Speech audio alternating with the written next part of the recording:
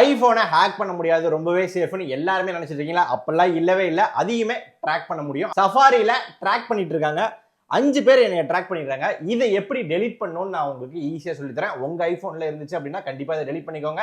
இதை எப்படி நான் உங்களுக்கு ஈஸியா சொல்லித்தரேன். அதுக்கு முன்னாடி இந்த வீடியோ சேவ் பண்ணிட்டு ஷேர் பண்ணுங்க. ஃபர்ஸ்ட் எடுத்தே நம்ம சஃபாரிக்குள்ள போய்க்கலாம். வேற ஒரு பேஜ்ல இருக்கும். இங்க ஒரு கிளிக் கொடுத்துக்கோங்க. கிளிக் கொடுத்துட்டு பிளஸ் மட்டும் கொடுங்க.